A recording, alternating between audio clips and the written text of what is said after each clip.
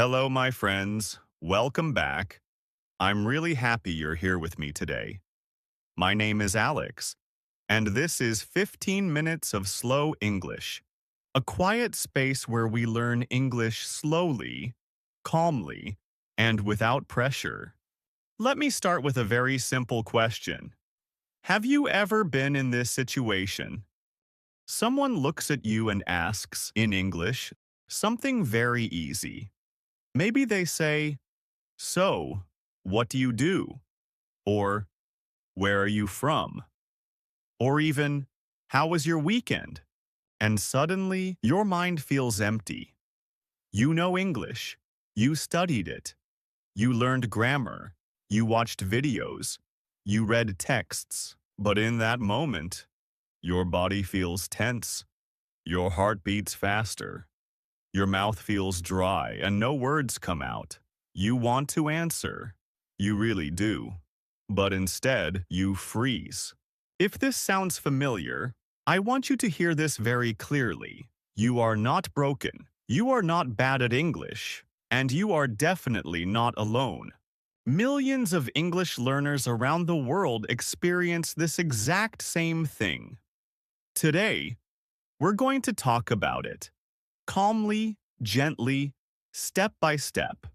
I will explain why this happens, what is really going on in your brain, and most importantly, I will share simple, practical tools to help you speak without fear and without freezing.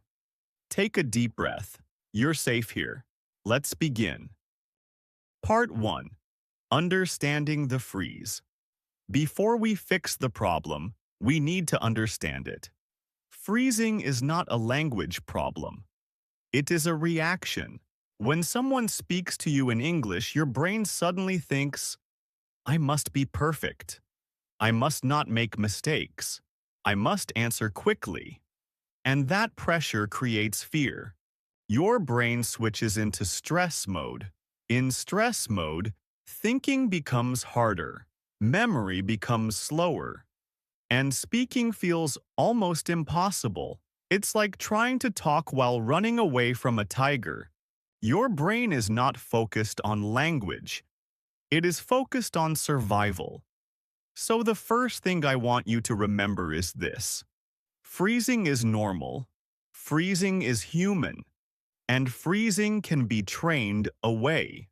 And now, let me gently show you how. Part 2. Automatic openers. Starting is the hardest part. Let's talk about the beginning of a conversation. For many learners, the first 5 seconds are the most difficult. Not the grammar, not the vocabulary, the beginning. You stand there thinking, how do I start? What should I say? Is this correct? And because you think too much, you say nothing. This is where automatic openers come in. What are automatic openers? Automatic openers are short, friendly sentences that you prepare before the conversation. They are simple, they are natural, and they work in many situations. Think of them like a door key. You don't build a new key every time, you use the same one again and again. Here are a few examples. Hi, nice to meet you. How's your day going? So, is this your first time here? By the way, what do you usually do? That's interesting. How did you start? These sentences are not impressive, and that's the point. They are easy to say and easy to remember. When you practice them often, your mouth learns them. So when the moment comes, you don't think. You just speak. How to practice automatic openers. Here's what I want you to do. Choose 5 openers you like. Only 5. Say them out loud every day. Say them in front of the mirror. Say them while walking. Say them quietly at home. Soon, they will feel familiar, comfortable, almost automatic. And when someone speaks to you in English, you won't freeze at the door anymore, you'll open it. Let's go a little deeper. So now you can start conversations more easily. But what about the fear before the moment? That's where our next tool comes in. Part 3. Visualization. Training your brain gently. Visualization means imagining a situation before it happens. It sounds simple, almost too simple, but it is incredibly powerful. Why?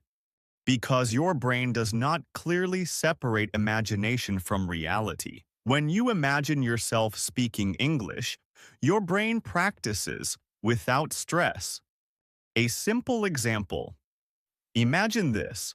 Tomorrow, you go to a cafe. Before you go, sit quietly for 2 minutes. Close your eyes. See the cafe, the counter, the menu, the sound of cups, the smell of coffee. Now imagine yourself speaking. Hi, could I have a coffee, please? Thank you. That's all. That's it. When you later enter the real cafe, your brain says, "Oh, I know this. We've been here before." And the fear becomes smaller. Where you can use visualization. You can use this for phone calls, job interviews, small talk meetings, ordering food, introducing yourself. Just 2 or 3 minutes before the event.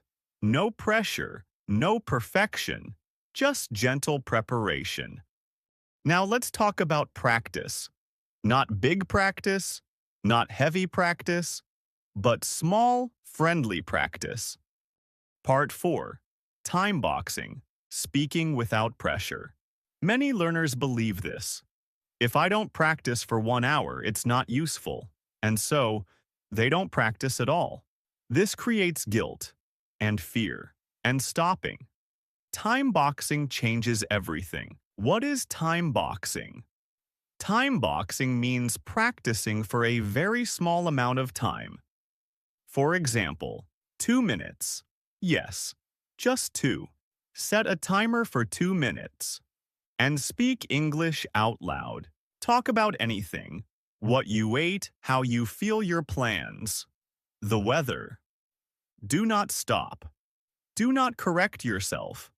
When the timer ends, you stop. You are done. Why this works. 2 minutes feels easy. And easy means consistent. 2 minutes every day becomes confidence. Little by little, your fear goes down. Your voice comes up. And one day, you realize you didn't freeze. Now let's talk about how to sound more natural. Not perfect, just natural. Part 5. Chunk training. Speaking in pieces, not puzzles. Many learners study English like this.